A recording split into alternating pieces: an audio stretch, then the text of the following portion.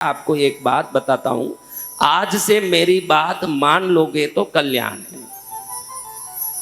English में butterfly effect नाम का एक साइंटिफिक साइकोलॉजी है, उसका नाम है बटरफ्लाई इफेक्ट। इतना जो ग्रामीण बहनें, जो छतरपुर की जो बहनें नहीं समझे तो मैं हिंदी में अच्छे से समझाता हूं, लेकिन आप समझ लीजिएगा, थोड़ा जरूरी बहुत है। बटरफ्लाई इफेक्ट का अर्थ ये है बेटा उत्तम कि इंडोनेशिया के ताइवान के एरिया में भूकंप खूब आते हैं। अब निरंतर भूकंप आता है तो इतनी भूकंप आने का कारण क्या है महाराज? कुछ तो होगा, या तो जमीन खोखली होगी या कुछ न कुछ गड़बड़ होगा। इस पर बहुत सारा शोध हुआ। इस शोध में बाद में मालूम पड़ा कि ताइवान इंडोनेशिया के जंगल में जितने भी तितलियां रहती है, तितलियां बटरफ्लाई, वो बटरफ्लाई तितली, अभी तुम भी किसी भी तितली को देखो पेड़ों में पौधों में, गुपचुप नहीं बैठती, अपना पंख हिलाती है। जब वो अपना पंख हिलाती है तो वो पंख हिलाते समय कुछ तो एक तरंग बार छोड़ती होगी, कुछ हिल रहा है अगर तो कुछ वाइब्रेशन निकल रहा है। अभी देखो, बहती पानी से करंट निकालोगे कि खड़े पानी से? आप बताओ। जो इलेक्ट्रिसिटी उत्पन्न होती है बहती पानी से होगी कि खड़े पानी से? पानी बहे तो वो विद्युत है, पानी खड़े तो वो पानी है। ध्यान रखना, जब भी कोई चीज देखो, ये दोनों हाथ ऐसे ही है, कोई फर्क पड़ा?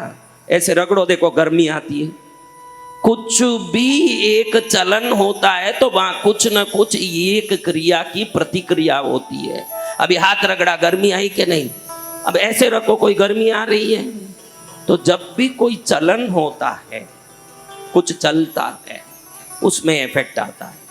ताइवान और इंडोनेशिया के इन तितलियों के पंख मारने से, उधर इतना बड़ा जंगल है वो एरिया में, हजारों किलोमीटर बड़ा, तो ये करोड़ों तितलियां पंख मारती है। अब देखो, ज्यादा से ज्यादा एक तितली 1 ग्राम वजन भी नहीं होगा। कितना ज्यादा से ज्यादा? 1 ग्राम, 2 ग्राम, आधा ग्राम, 3 ग्राम। बड़ी तितली हो तो 1 ग्राम वजन होगा। उस तितली के पंख मारने से क्या फर्क पड़ जाए महाराज? लेकिन वैज्ञानिकों ने शोध किया है, इन तितलियों के सामूहिक रूप से करोड़ों के हिसाब से, करोड़ों की संख्या में जो पंख मारी जाती है, ये जब तरंगें पूरी एकत्रित होती है तो जितनी बलवान हो जाती है, वो जब नीचे उतरती है, वही थाईलैंड में भूकंप का कारण है। जीवन में भूकंप आ रहा है क्या बेटा? जीवन में तूफान आ रहा है क्या? तू पंख मार रहा है तितली की तरह।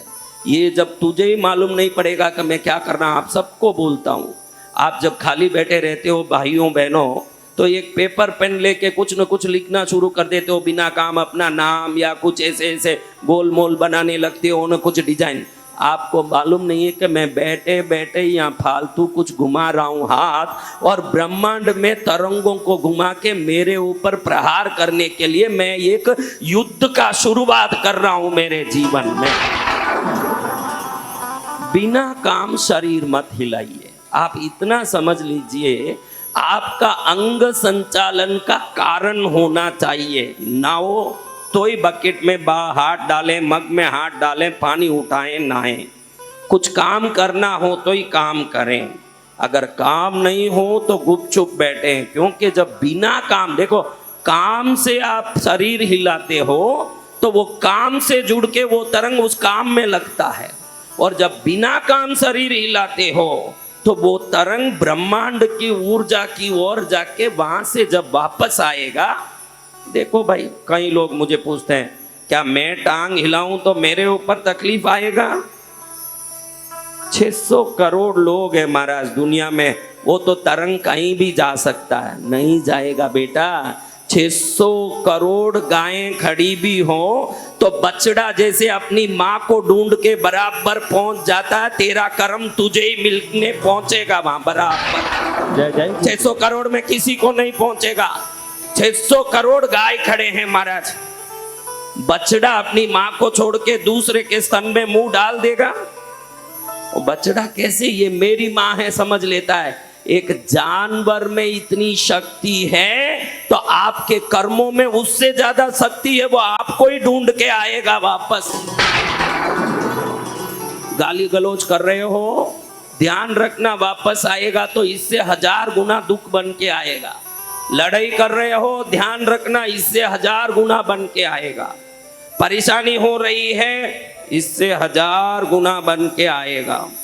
ये सब तकलीफ है। आगे से बेटा जब भी खाली बैठा रहना है, मन कहेगा पैर हिलाओ, मन को कह दे कि मेरा शरीर हिलाने से ही मुझे नुकसान है। आज युवा वर्ग हो, बड़े हो, अधिकतर चेयर में भी बैठ के पैर हिलाते ही रहते हैं। जब आप हिलाते हो तो शक्ति व्यय नहीं होता, आपके जीवन की शुभताओं का व्यय होता है, खाली होता है। बिना काम शरीर नहीं हिलाना। अगर तुम ये जब भी मन करे कि पैर हिलाना, उस समय अगर तू स्थिर बैठ जाता है तो 40-50 दिन में देखेगा। अभी फिलहाल जो तू किसी एक काम के पीछे पड़ा हुआ है कि ये मुझे मिल जाना चाहिए, तू अभी इसके पीछे पड़ा है कि नहीं, मैं बता दूं, वो अगर तू चाहता है तो शरीर में पैर का अंग हिलाए बगैर 1 महीना, तुझे मन तो कहेगा, क्योंकि आदत से मन कहेगा कि मुझे हिलाना है, तो इसको बिल्कुल रोक दे। दूसरा कुछ मैं ये नहीं बोला कि दारू मत पी, के सिगरेट मत पी। कई लोगों को लगे दुराचार से ही तकलीफ आता है, ऐसा नहीं है। हमारे अनजाने में हमारे जीवन में जितने कर्म करते हैं, कहीं ना कहीं वो कर्म हमारे भविष्य को रोकने वाला बन जाता है।